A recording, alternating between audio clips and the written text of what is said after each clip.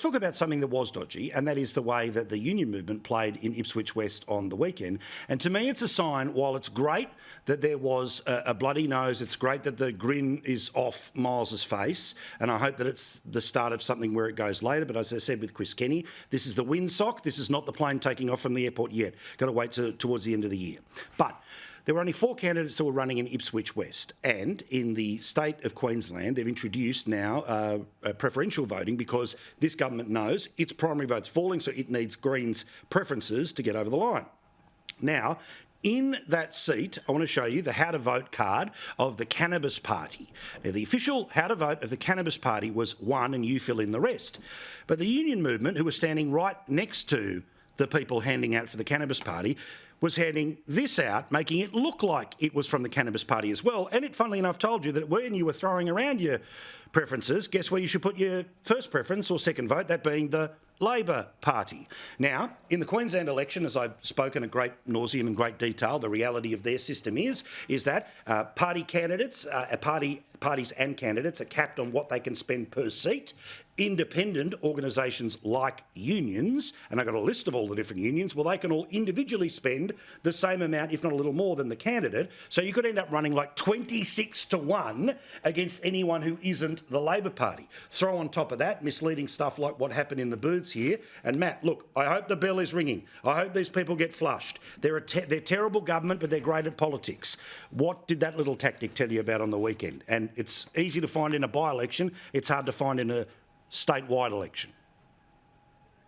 Look, I'm not going to get too worked up about it, Paul. It's politics. All's fair almost in love and war. This sort of stuff happens on all sides. And look, it didn't actually work that well because when I checked on Saturday night, things might have moved or shifted. But when I checked, the preferences from the legalised cannabis movement were actually flowing to Labor at a rate less than what the One Nation preferences were flowing to the coalition. So it didn't really have the desired effect for them. They probably would have been better off handing out Labor preferences. So Labor had a vote card, sorry. So look, mate, I'm not going to get too worked up about it. Good luck to them. But some of these things, I think, you can spend your life whinging and whining about it, or you can get better at your own tactics and fight fire with fire.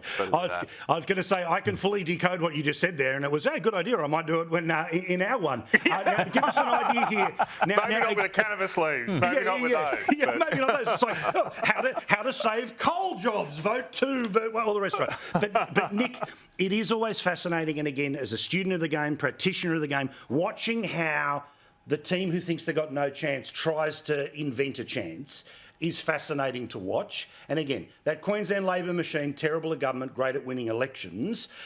We'll find out what their wedge is, and we won't even start on stadiums tonight, what their wedge is between now and October, November. But they seem cooked.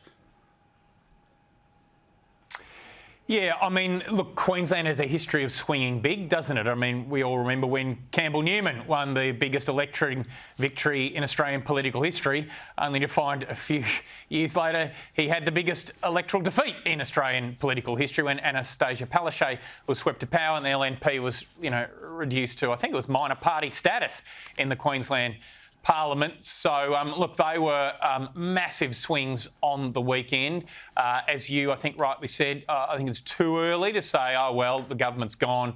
We'll have to wait till closer to October to get a sense of whether the clear anger that was out there and they wanted to give the government a whack is going to follow through to October. It's, of course, a different question that a different dynamic that exists in a statewide election compared to a by-election. By-election, you give the government a whack, send them a message, but you're not necessarily changing the government. At a proper general election, you are. So it's a different proposition. But gee whiz, if you're the Miles government, you'd need to be looking very long and hard at that result and thinking about what you've got to do between now and October if you're going to hang on. And they've got to give up this idea of winning seats. They're going to be sandbagging seats. I mean, they've still got an 18-seat majority, I think it is. Might be a seat or two out there, but they've still got a very big majority. So there's still plenty of ways that the Miles government can hold on in October. Yeah, early suggestion is at least 6 of those could end up going to the Greens, who would obviously prop them up. Interesting about what happened on the Sunshine Coast with the local council elections, where their mayor kind of went a little bit tealy. So obviously those were former strong LNP places, but whether they're up for somebody else's taking, we'll all wait and see. And I still say, Townsville, unbelievable, right? That a One Nation back bloke looks like he's going to end up being the mayor at this stage.